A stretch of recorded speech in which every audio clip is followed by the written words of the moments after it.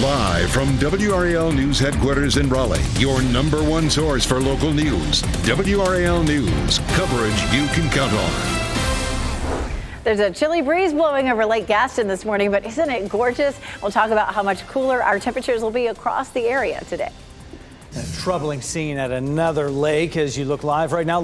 Jordan Lake right now. A search for a teenager who disappeared while jet skiing resumes this morning. A fire that burned more than 100 acres in Cumberland County still burning this morning. The work that lasted late into the night as crews fought to keep the flames away from nearby homes. And smoke still lingering in that area as well. Good morning, everyone. It is 6 o'clock. We made it to Wednesday, and look at this gorgeous sunrise right now. It is much colder this morning than what we've been used to. I'm Renee Chu. And I'm Jeff Hogan. Yeah, as predicted, we've been talking about this. This is the day. This is the turning point right now as you head outside Elizabeth Garden in the WRAL Severe Weather Center. Colder temperatures are going to stick around.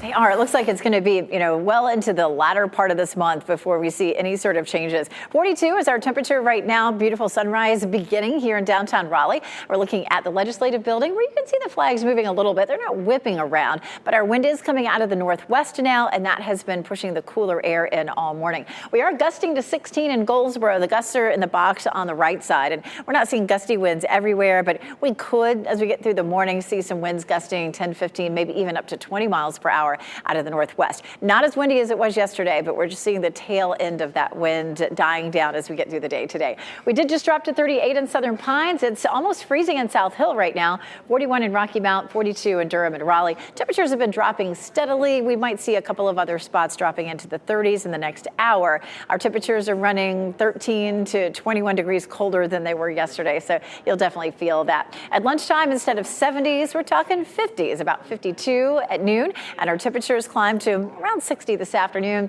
Just expect it to be chilly like this for the next several days. The next thing that we're watching is our potential for some frost and freezing conditions tomorrow morning and again later in the weekend. Brian?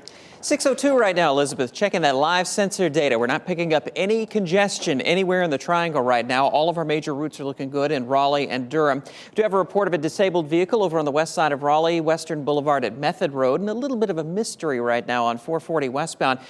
They have been doing some overnight closures there because of the Beltline widening project, and right now I'm not getting any sensor data between Western Boulevard and the I-40 interchange, which indicates it may still be closed there on 440 westbound. And unfortunately, the DOT cameras are not working out there, so we can't see exactly what's happening. But just a heads up as we work to figure out what's happening out there. 440 westbound may be closed right now around Jones Franklin Road and Western Boulevard. There's a large woods fire still smoldering in some spots 14 hours now after it started. This is in Cumberland County, and Michael Grace has been in that area overnight in the WRAL Breaking News Tracker. I know you can smell the smoke where you are right now, Michael. What else are you learning about this as they try to keep an eye on those hot spots?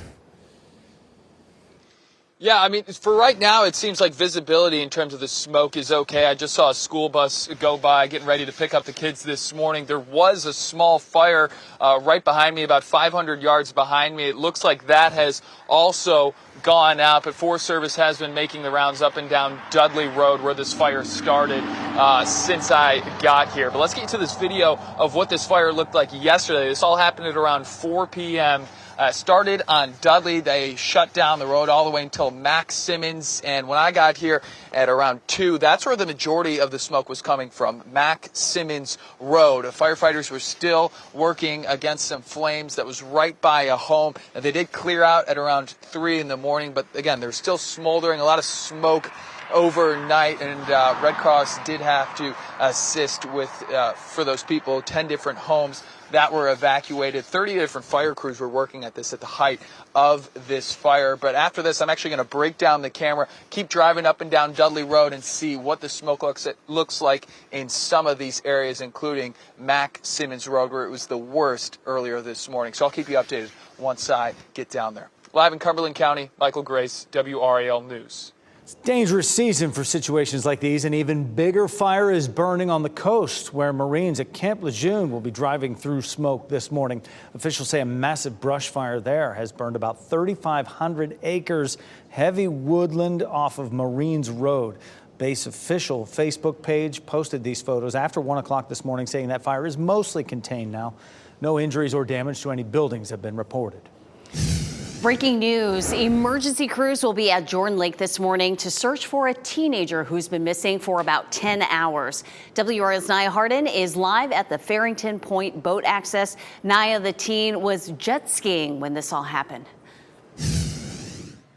That's right, Renee. And within the last minute, we just started seeing crews arriving here. You can see the boat that just got here with the sheriff's office. This, as we know that they are going to resume that search this morning. And it looks like they're getting a much earlier start than we had anticipated for them to, which is some good news there that they're able to get ahead of this morning, as this is the area where they're going to continue looking for that missing teen. Now, crews were out here last night, but nothing turned up. A teenager, we're told, was reported missing just before 8 o'clock last night. That teen went out on a jet ski with someone else in Jordan Lake when it started having mechanical problems. The other person on a different jet ski went back to try and get a rope to pull the teenager back. But when they returned, they say the jet ski was there, but the teen was gone. Now, we have reached out to the sheriff's office as well, trying to get more information, get an update this morning as to what's going to be going on and about the missing teen. Once we get that, we'll make sure to pass it along. Nia Hardin, WRAL News in Chatham County. We're also working to learn more about the condition of a person who was hit by a car in northeast Raleigh. This happened shortly before 10 p.m. on Spring Forest Road near Capitol Boulevard. The road was closed while police investigated, but it has since reopened. We know the person who was hit has serious injuries, and we'll bring you any updates as soon as we get them. A heads up for your commute tomorrow morning. The DOT says it will close the intersection of Hillsborough Street and Blue Ridge Road late tonight. That's the latest word after days of delays. We've been telling you about this. The intersection is expected to be closed for several months while this construction work is happening. The plan is to make Blue Ridge Road pass underneath Hillsborough Street, the railroad tracks, and Barrel Road. It is all part of a larger construction plan to make that intersection safer for people attending events at the State Fairgrounds and PNC Arena. Later this month, leaders in Wake County schools will explore the possibility of attendance bonuses for bus drivers amid this ongoing worker shortage. The county needs hundreds of drivers to fully staff its routes. Making it worse is when any of them are absent for any reason. The school board will meet next on March 21st for that. Tonight, Chapel Hill could move forward with a controversial housing project despite concerns over coal ash. Town Council is set to discuss the next steps for a future municipal center and affordable housing on Martin Luther King Jr. Boulevard. That same site was used as a trash pit for decades, with enough toxic coal ash to fill 18 Olympic-sized swimming pools. Some have expressed health concerns for any future residents. Town officials say removing the ash would cost $16 million and plan to cap it with clean soil instead. Tonight's meeting is at 7. 2 U.S. citizens are back on American soil this morning after being kidnapped in Mexico. 2 of their friends were killed. Friends of the victims say 33-year-old Latavia McGee was trying to get to a medical clinic for a procedure. She was traveling with 3 friends. Investigators believe they got lost and then came under gunfire from a drug cartel. They were then loaded into the back of a truck and abducted. One person has been detained out of this so far, a 24-year-old accused of keeping watch on the people who were being kidnapped there. The investigation is ongoing. This morning on Today, in an NBC News exclusive, the older brother of one of the kidnapping victims talks about the moment he learned his brother had made it. Like, the first thing was that I was relieved, but I just had faith that he's a tough guy, like you said, and that he would pull through and that he would want to live. I know you can't always control that, but at least I knew that the desire to live would be there. You can hear more of that interview this morning at 7 on Today. Happening right now in the WRAL Live Center, officials in California are warning residents to prepare for 2 weeks of essentials. This all in anticipation of a massive amount of rain they're about to get.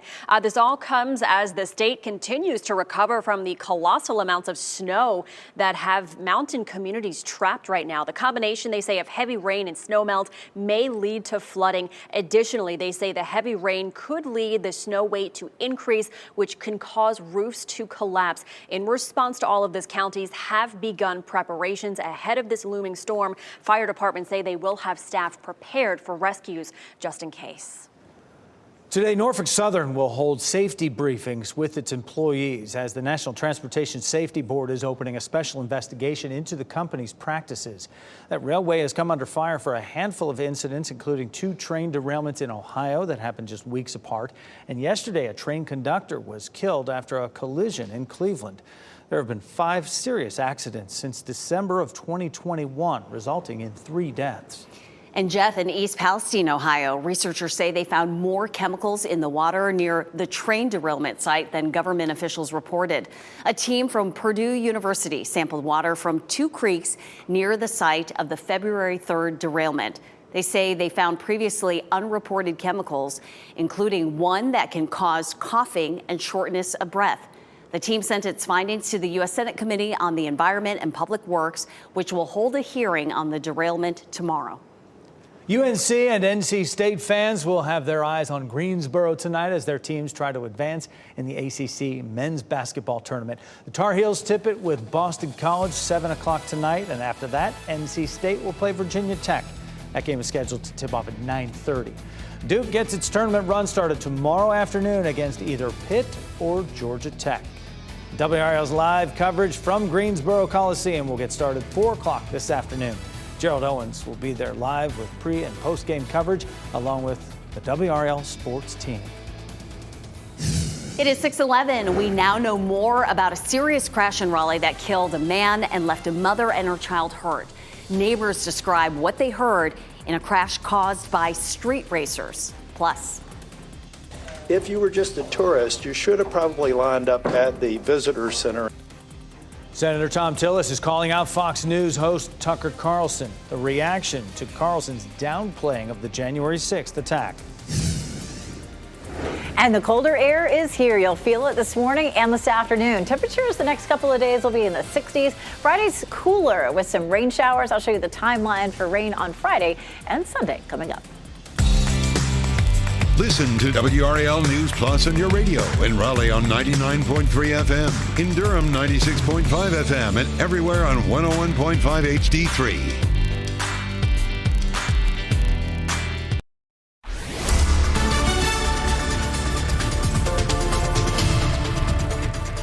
It is 6:14 on a definitely cooler morning. We take a look at Rocky Mount 41, Durham's 42, Raleigh's 42. We're starting to see a pretty sunrise across our area right now. It's a little bit breezy like it was last night, but it's going to be coat weather now for the foreseeable future. Temperatures upper 30s to low 40s as you're heading out the door, but with lots of sunshine.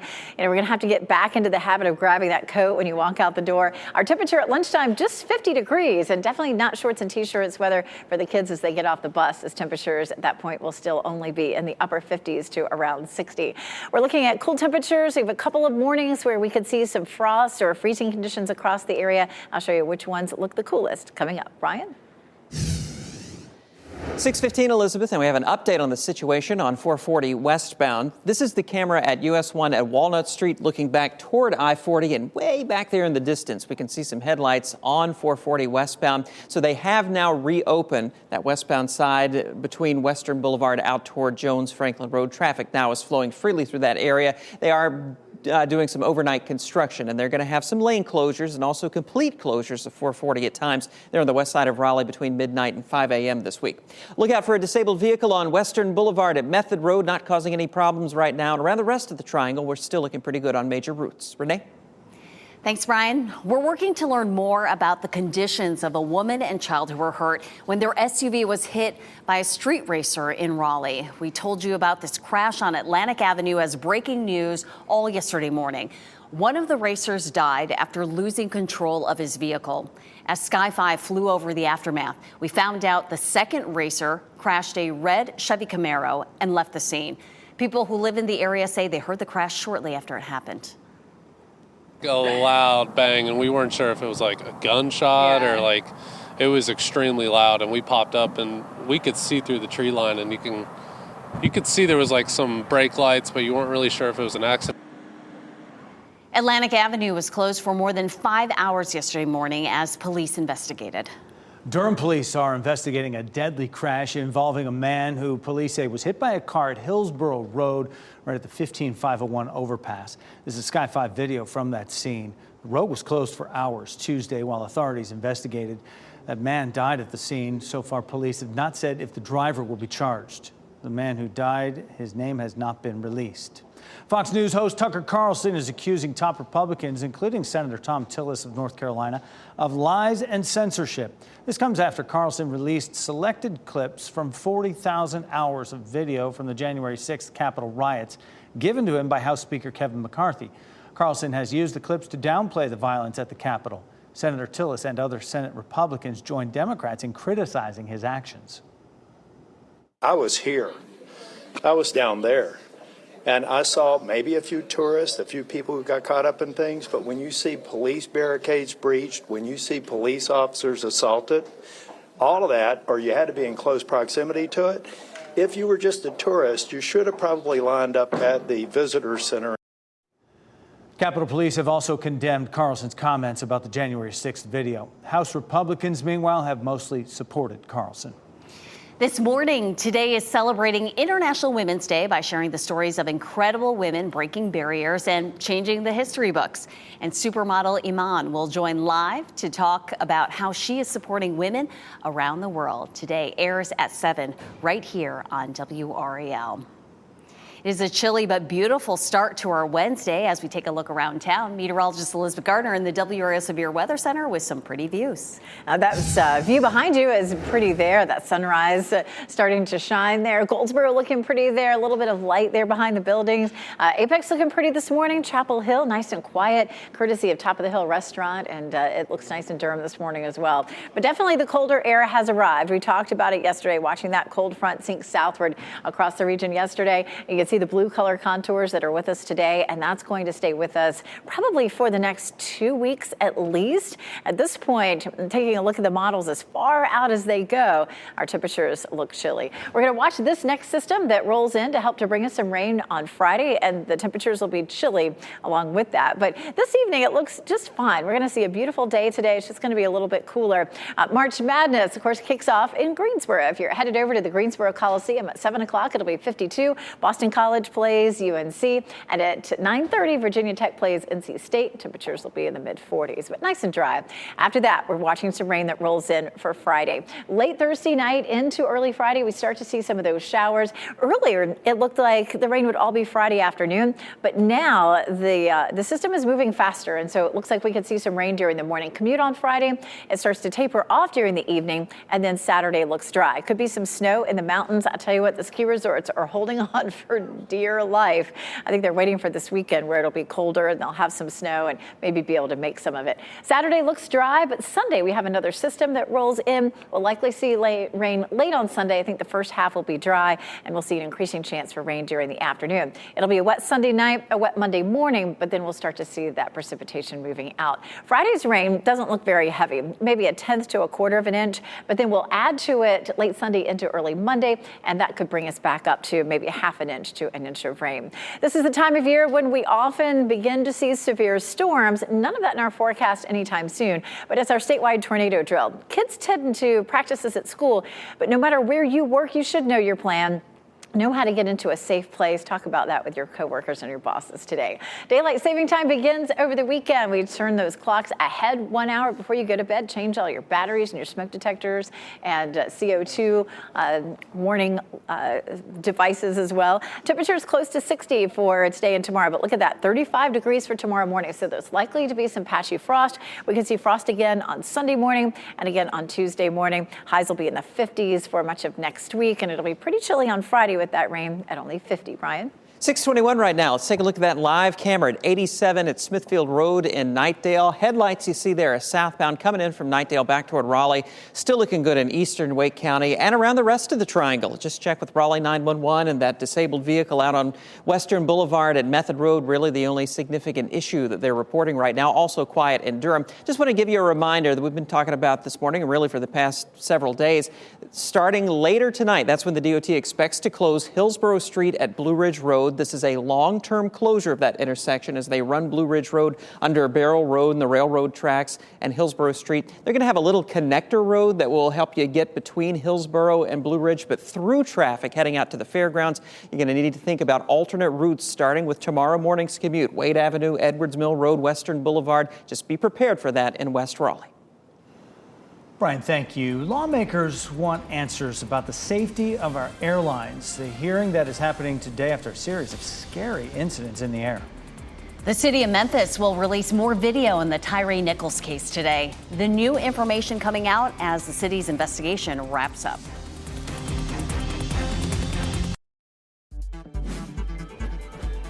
This What's Trending report, sponsored by Rug & Home.